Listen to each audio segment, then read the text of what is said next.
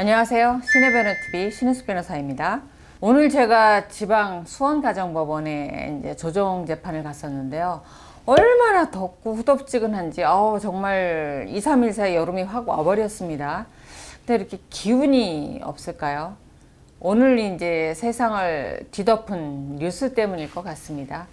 여러분도 잘 아시지만 이제 여 공군 하사관의 안타까운 사망과 관련한 기사가 정말 많은 사람들의 가슴에 울림을 주면서 많은 사람들이 안타까워하고 있습니다.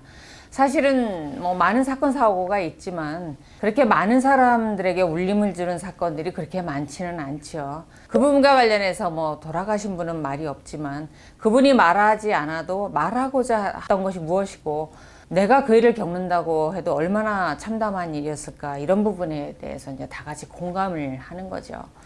다만 이제 제가 생각을 하는 부분은 그거를 이렇게 흥미롭게 재밌게 기사화된 부분에 대해서 제가 유튜브 구독자 또는 조회수 올리자 이런 목적은 아닙니다. 정말 다시 한번 생각해 봐야 되는 문제가 아닐까라는 부분에서 이 영상을 제가 찍습니다. 일단 절대적으로 여자가 피해자가 많은 범죄가 이 성범죄죠. 왜일까요? 그렇게 말하실 분들도 있을 것 같아요. 여자들이 유난스러워서, 유별스러워서, 요즘 여자들에 대해서 너무 이렇게 배려를 하다 보니까 역차별이 있어서 이렇게 말하고 싶은 분도 일부 있을 수는 있습니다. 근데 그렇지 않습니다. 여자가요, 남자에 비해서 신체적으로 더 약하다는 것, 물리적인 부분에서 약자라는 거는 사실 분명하지 않습니까? 그럼 남자에 있어서 신체적으로 물리적으로 저항하기 어려운 부분이죠. 어쩔 수 없지 않습니까? 남성 여성이라는 부분의 근본적인 차이 때문에, 여자들이 약하다는 부분 때문에 사실 강제적으로 이런 범죄가 일어날 가능성이 상당히 크다라는 부분입니다. 그 다음에 인간의 욕망이 다르죠.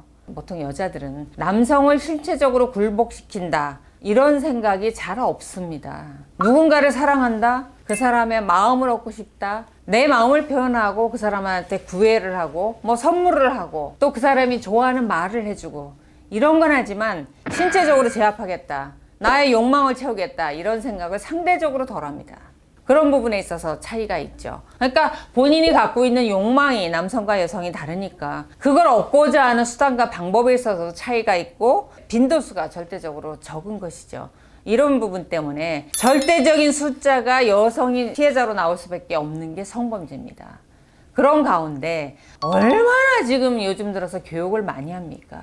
성범죄라는 것이 어떤 것이고 여성들이 어떤 피해감과 굴욕감과 모욕감을 느끼는지 교육을 시키고 인지시키고 예방하기 위해서 얼마나 노력을 하고 얼마나 국가적인 차원에서 비용을 들이고 있습니까?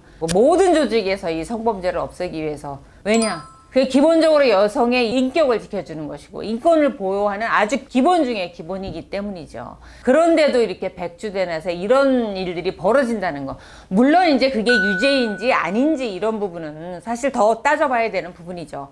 그래서 최근에 나온 기사까지는 가해자로 지목되고 있는 그 남성 군인에 대해서 신병을 확보했고 구속영장을 청구했다라고 합니다. 성범죄가 얼마나 엄중합니까? 현재 진행 상황은 그렇다라고 하는 거죠. 어찌됐든 이런 현상이 범죄로 인정받든 받지 않든 이것이 또 다른 이제 같은 직장 내에서 벌어졌다라는 거 하는 것이 정말 놀랍고 그런 생각이 들어요. 그럼 성범죄에 있어서는 야만 시대에 머물러야 하는 것인가? 도대체 이 지각이라는 게 발전하지 않고 어떻게 성범죄에 있어서는 그렇게 진화하지 않는가? 교육되지 않는가? 왜 학습되지 않는가? 이런 부분이 정말 개탄스럽고 안타깝습니다.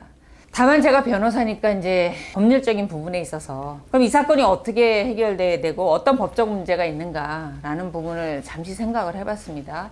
기사에 따르면은 여성 군인이 극단적인 선택을 하기 전에 혼인신고를 했다라는 것이죠.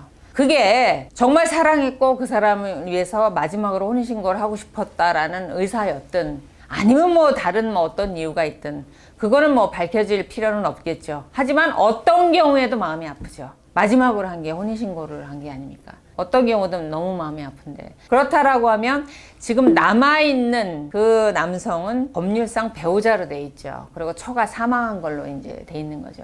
그러면 상속관계가 발생할 수밖에 없는 이런 부분이 있습니다. 일단 혼인신고가 유효하다고 하면 배우자가 지금 1순위 상속인 부모님과 함께 공동 1순위 상속인이죠.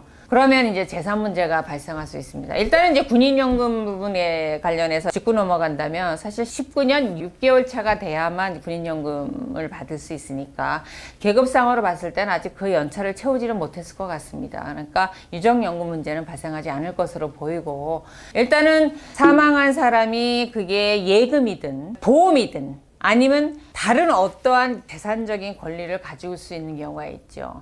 이게 혼인신고를 했지만 자녀가 없으니까 지금 생존해 계신 부모님과 배우자 3명이 공동상속으로 받게 되고, 법률상 배우자가 1.5배가 0.5가 가산돼서 받게 되겠지요. 그래서 법률상 혼인신고가 됐다라고 하면 단 하루가 혼인신고가 되었어도 상속인이 됩니다. 그래서 그런 부분이 발생하지 않을까라는 생각을 합니다.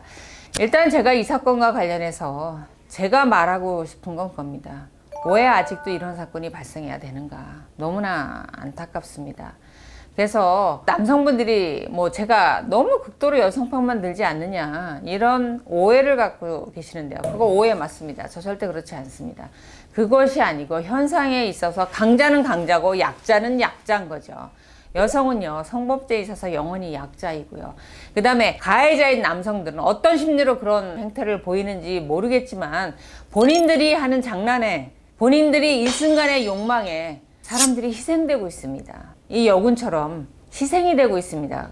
사람이 죽어가고 있다고요. 제발 멈추시기 바랍니다. 이 세상에 본인이 마음대로 할 수 있는 몸은 본인의 몸뚱아리밖에 없습니다. 가해자 몸뚱아리. 여성들 몸에 손대지 마시기 바랍니다. 어떤 경우도 본인이 동의하고 서로 사랑하는 거 아니면 손대지 마시기 바랍니다. 오늘은 너무 안타까워서 찍었습니다. 오늘 영상 도움이 되셨다면 좋아요, 구독하기 누르시기 바랍니다.